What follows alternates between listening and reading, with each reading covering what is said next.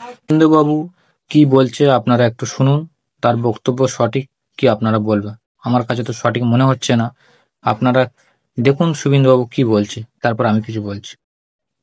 আমরা বেছে বেছে এই এফআইআর গুলোকে ওপেন করব এবং যোগী আদিত্যনাথের যে মেডিসিন সেই মেডিসিন প্রয়োগ হবে। উনি গেছিলেন, নোটার থেকে কম ভোট পেয়েছেন, ওই পার্টিটা এখানে ওখানে নেই, আর এপ্রিলের পরে পশ্চিমবঙ্গেও থাকবেন। আপনার উপর আক্রমণ হয়েছে উত্তরবঙ্গে, নিশীথ প্রামাণিকের উপর আক্রমণ হয়েছে। প্রতিরোধ কবে করবে বিজেপি? পাল্টা কবে প্রতিরোধ করবে? পাল্টা বিজেপি কবে প্রতিরোধ করবে? বারবার আক্রমণ। পুলিশ সরিয়ে নেন না, পুলিশ সরিয়ে নেন। এই জিহাদিদেরকে সোজা করে দেবো আমরা, পুলিশটাকে সরিয়ে নিতে বলুন, পুলিশকে সরিয়ে নিতে বলুন। নয় জিহাদিরা থাকবে, মোহাম্মদ আলী জিন্নার অবৈধ সন্তানরা থাকবে, নইলে আমরা থাকবো। কলকাতা জলে ডুবে। আশা করছি সবাই ভালো আছেন। আজকে আমার মূল উদ্দেশ্য হলো, ভিডিও করার উদ্দেশ্য হলো যে বিজেপির বিধায়ক শুভেন্দু অধিকারী, তিনি নতুন নতুন সময় নতুন নতুন একটা কথা বলে, যাতে মানুষের হিন্দু মুসলিম সবাই মিলে একটা রাইট করুক বা একটা খারাপ পরিস্থিতি আসুক, যাতে ওনার রাজনীতিটা ভালো চলে। আমি একটাই কথা বলতে চাই, আপনি ছিলেন আগে টিএমসি, তখন টিএমসি আপনার কাছে ভালো ছিল। আজকে আপনি বিজেপির কাছে এসছেন বিজেপির কে শক্ত করার জন্য, কিন্তু তুমি কি করছো? তুমি একটা বিধায়ক, তোমার কাজ দিয়ে মানুষকে বোঝাবে, মানুষকে জানাবে যে আমি ভালো, এটাই তো বাস্তব। কিন্তু তোমার কাছে ওইসব কিছুই নেই, তোমার কাছে ওইসব কিছু নেই। তোমার কাছে খালি হিন্দু মুসলিম হিন্দু মুসলিম। আচ্ছা শুভেন্দুবাবু, হিন্দু মুসলিম করে কি রাজনীতি হবে? রাজনীতি কি করা যায়? আপনার কাছে যদি এটা মনে হয়, আমি মনে করবো আমার অভিজ্ঞতা অনুযায়ী, কারণ আমি আপনার থেকে ছোট, এটা ভুল আপনার কাছে। যদি হিন্দু মুসলিম করে দেশ চলতো, তাহলে মুঘলরা 400 বছর 500 বছর তারা দেশ শাসন করেছে, তাহলে তারা তো হিন্দু বলে কেউ রাখতো না। নিজেকে বড় হিন্দুত্ববাদী মনে করো, কারণ আপনি বিজেপির কাছে এখন আছেন, আর টিএমসির এখন কিছু করছেন না, কারণ টিএমসির কাছে আপনি ছিলেন, টিএমসির ভালো একটা পদে ছিলেন, টিএমসির কাছ থেকে চলে এসে বিজেপির কাছে আপনি মহান হতে যাচ্ছেন। এগুলো আপনার করা উচিত নয়। ঠিক আছে, আপনার পছন্দ বিজেপি, আপনি বিজেপিকে ভালোবাসছেন, বিজেপিকে সাপোর্ট করুন, আপনারও জনগণ বিজেপি সাপোর্ট করবে, কিন্তু আপনি মুসলিম জেহাদি এগুলো বলা আপনার উচিত হচ্ছে না। জেহাদি আপনার কি করেছে?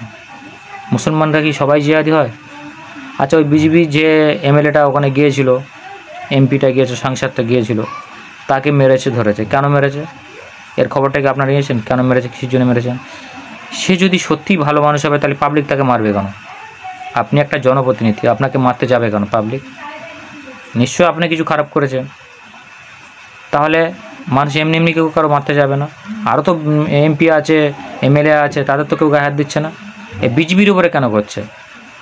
কারণ আপনারা ভালো কাজ করছেন না। আপনারা ঘন্টায় যদি 24 ঘন্টার ভিতরে 12 ঘন্টা হিন্দু মুসলিম করেন, কারণ তোমাদের রাজনীতিটাই এটাই। যোগী টাকলা বলে দিচ্ছে আপনাদের এই কাজ করতে, আপনারা সেটাই করছেন। আর আপনি যেটা বললেন যে পশ্চিমবাংলায় 2026 সালে যোগীর ফর্মুলা ইউজ করবেন, আমরাও আছি, যদি বেঁচে থাকি দেখবো যোগীর ফর্মুলা ইউজ হবে না আপনাদের পশ্চিমবাংলা থেকে সাফাই হবে। আমার তো মনে হয় সাফাই ছাড়াও আর ভালো কিছু হবে না।